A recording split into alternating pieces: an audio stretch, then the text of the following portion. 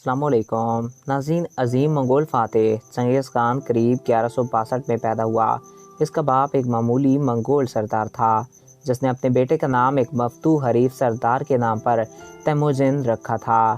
جب تیموجن 9 برس کا ہوا، اس کے باپ کو ایک قبیلے کے افراد نے قتل کر دیا۔ اگلے چند برس تک خاندان کے بقیہ افراد ایک مستقل خطرے کے تحت پوشیدہ رہے۔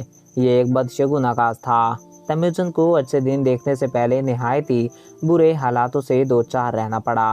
1177 میں اپنی نوجوانی میں وہ حریف قبیلے کے ایک دھاوے پر گرفتار ہوا۔ اس کی گردن کے گرد 24 حلقے باندھ کر اسے اسیر رکھا گیا۔ بے چارگی کی اس حالت سے نکل کر ایک قدیم اور بنجر ملک کا ناخواندہ یہ اسیر تیموجن دنیا کے انتہائی طاقتور انسانوں کے طور پر ابھرا۔ چنگیز خان نے غلامی کے دوران اپنے اغوا کاروں میں سے ایک کو اپنا دوست بنایا اور اس کی مدد سے فرار ہو گیا۔ اس کی ترقی کا آغاز اس ہسٹری سے فراز کے بعد ہوا۔ وہ اپنے باپ کے ایک دوست اور وہاں موجودہ متعلقہ قبائل میں سے ایک کے سردار تقرل سے جا ملا۔ آگے کئی برسوں تک ان منگول قبائل میں ہلاکت کے جنگیں جاری رہی، جن میں تیموجن نے عظمت کی طرف اپنا سفر جاری رکھا۔ آج ہم آپ کو چنگیز خان کے بارے میں اور اس کی تاریخ کے بارے میں کچھ ایسی باتیں بتائیں گے جو یقیناً آپ آج سے پہلے نہیں جانتے ہوگے۔ تو ویڈیو کی جانب بڑھنے سے قبل آپ سے یہ ریکویسٹ ہے کہ اگر آپ نے ابھی تک ہمارے اس یوٹیوب چینل کو سبسکرائب نہیں کیا تو اس کو سبسکرائب کر کے ساتھ موجود بیل کے آئیکن کو پریس کریں تاکہ ہمارے ہر نئے آنے والے ایسے معلوماتی ویڈیوز آپ کو بر وقت اور بآسانی مل سکیں۔ ناظرین، منگولیا کے قبائلوں کی ایک وجہ شہریت یہ ہے کہ وہ ماہر گھڑ سوار اور تندخور جنگجو ہیں۔ تاریخ میں ہم دیکھتے ہیں کہ وہ شمالی چین پر مسلسل حملے کرتے رہے ہیں۔ تیموجن سے پہلے متعدد قبائل اپنی توانائیوں کو ایک دوسرے کے خلاف جنگ و جدل میں صرف کرتے تھے۔ فوج، دلیری، منافقت، صفاقی اور متنازع اہلیت کے ملے جلے امتزاج کے ساتھ تیموجن نے ان تمام قبائل کو ایک مرکزی قیادت کے تحت متحد کر لیا۔ 1206 میں منگول سرداروں کے ایک اجلاس میں سے چنگیز خان یا کائناتی شہنشاہ کا خطاب دیا گیا۔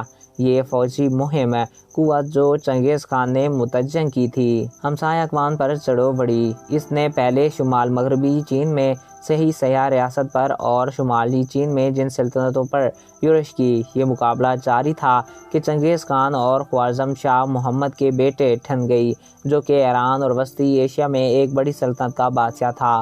اس تنازع کی بنیاد اس وقت شروع ہوئی جب 1218 میں چنگیز خان نے سلطنت خوارزم میں ایک تجارتی قافلہ بھیجا، پر آپ کے گورنر نے تجارتی مال پر قبضہ کر کے تمام تاجروں کو مار ڈالا۔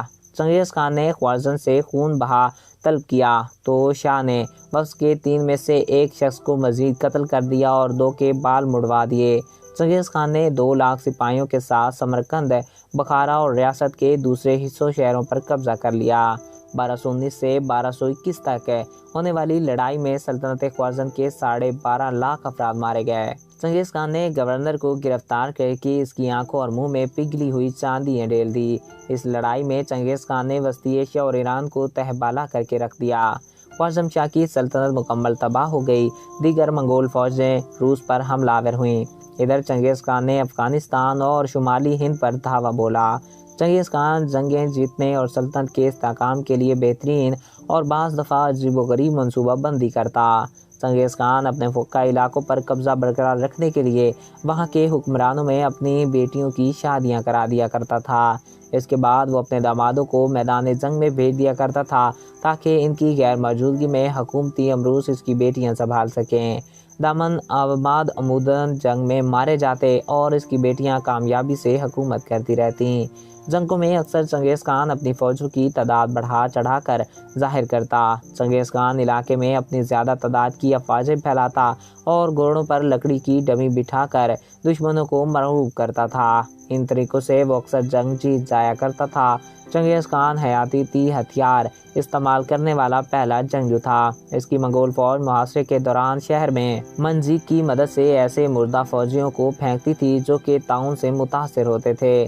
چنگیز خان جن علاقوں کو فتح کرنا چاہتا تھا انہیں ہر طریقے سے فتح کرنے کی کوشش کرتا۔ اس کے لیے وہ دریا تک کا رخ بدل کر شہروں کی طرف رکھوا کر دیتا اور ضروریاتی زندگی کی فراہمی بھی کٹ جایا کرتی۔ چنگیز خان دشمنوں کی ذرا سی غلطی بھی معاف نہ کرتا، وہاں اپنے بڑے سے بڑے دشمن کو بھی معاف کر دیتا۔ چنگیز خان نے میدان جنگ میں اپنی گردن پہ تیر چلانے والے شخص کو نہ صرف معاف کر دیا بلکہ اسے اپنے بہترین اور قابل اعتماد جرنیلوں میں سے بھی ایک جگہ دی۔ چنگیز خان نے اپنے ارد گرد طاقت اور ذہین افراد جمع کر رکھے تھے۔ ان میں سے ایک اس کا سب سے اہم مشیر کنفیوشیس تھا، جو اس کا پیروکار بھی تھا۔ پیلیوچوکائی نامی اس مشیر نے چنگیز خان کو قتل عام کرنے کے بجائے ٹیکس لینے کا مشورہ دیا۔ 1225 میں وہ منگولیا لوٹا، جہاں 1227 میں وہ فوت ہوا۔ اپنی موت سے کچھ ہی دیر پہلے اس نے درخواست کی کہ اس کے تیسرے بیٹے اوغتائی کو اس کا جانشین مقرر کر دیا جائے۔ یہ ایک دانشمندانہ انتخاب تھا، جس کی وجہ سے سلطنت یورپ تک پھیل گئی۔ چنگیز خان کی نسل میں بعد بڑھی اور آج بھی ہر 200 میں سے ایک شخص کا نسل نسب چنگیز خان سے ملتا ہے۔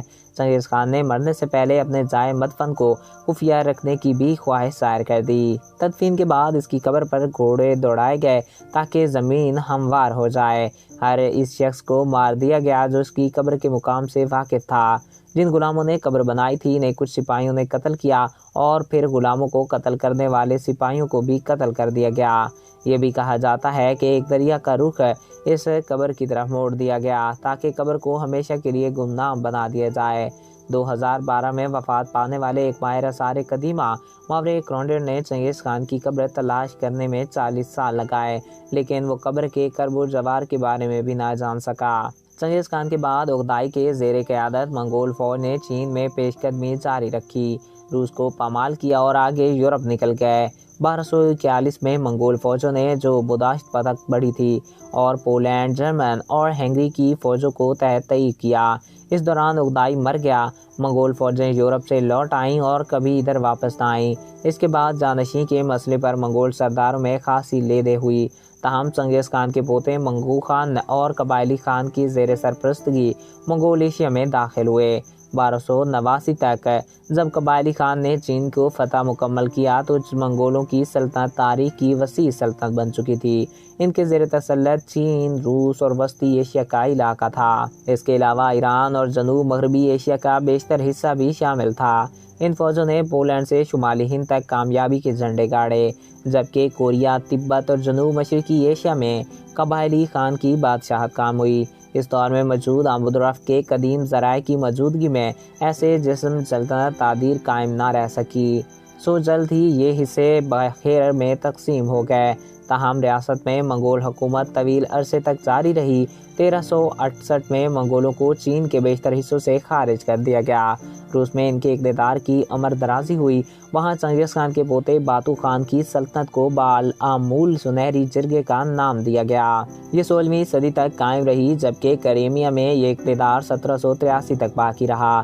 چنگیز خان کے دیگر بیٹوں اور پوتوں نے وسطی ایشیا اور ایران میں سلطنتیں قائم کیں۔ ان دونوں علاقوں کو 14ویں صدی میں تیمور لنگ نے فتح کیا، جو خود منگول نسل سے تھا اور خود چنگیز خان کا جانشین کہلاتا تھا۔